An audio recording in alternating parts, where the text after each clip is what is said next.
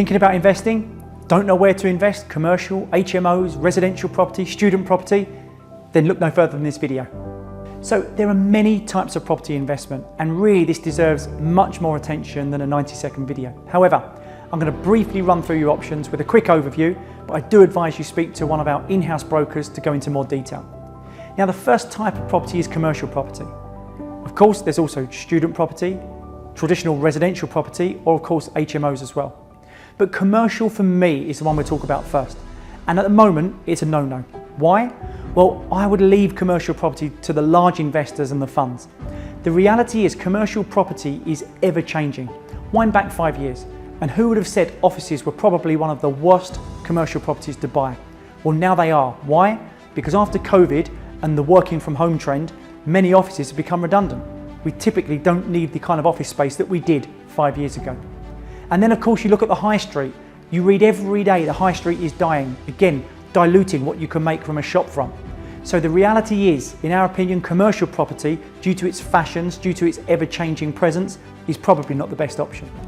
You then have PBSA, purpose-built student accommodation. For us, this is a great option as students love this type of property when studying. It pays a great level of income actually, circa 8% net after all your costs. And sometimes you can have this fixed for as much as 5 years. However, there are some drawbacks. The first is you have to purchase these properties in cash. They're not mortgageable. And secondly, the growth is typically flat.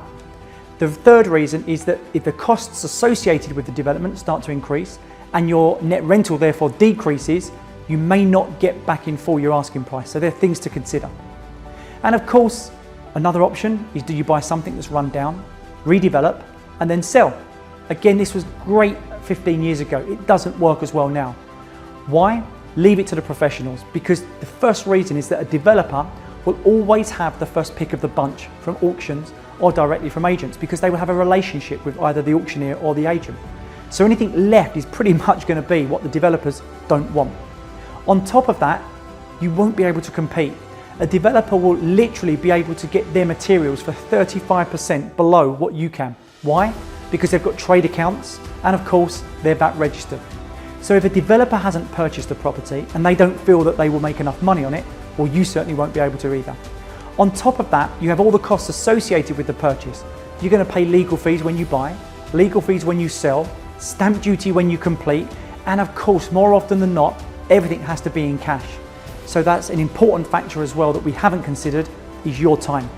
You simply won't have enough time to do this in conjunction with your current job potentially, and the reality is you don't know enough and can't get your materials for cheap enough to make the kind of gains as to make this worthwhile. So what else is there? Well, there's HMOs. So what does HMO stand for? Houses of multiple occupation. There actually could be some great gains and really high income if you get this right. However, it is being made harder and harder with all the new legislation coming in. An HMO is actually classed as such a thing that if it has 3 people living in it who are not from the same household, e.g. not a family, this will constitute a house share, and there are certain rules that apply.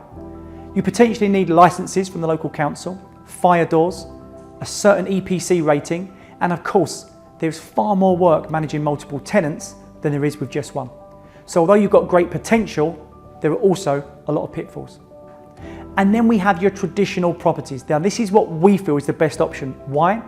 Because fashions don't change on traditional properties. People always need a place to live. It's what we do as a society. We need a roof over our heads. And simply put, there's a huge undersupply of city centre properties, which in turn has dramatically increased the rent over the last few years. They're generally hassle-free as long as you pay for the right amount for the property and get the right property. You don't need a special licence, and as long as you buy in the right area, they're easy to rent. You can choose to do short-term, long-term lets, and of course, we always find that city centres, from the growth perspective, always outweighs the suburbs. So not only do you make great income, you've got great growth as well. Overall, traditional city centre properties is where we see the best return on your investment over the medium to longer term.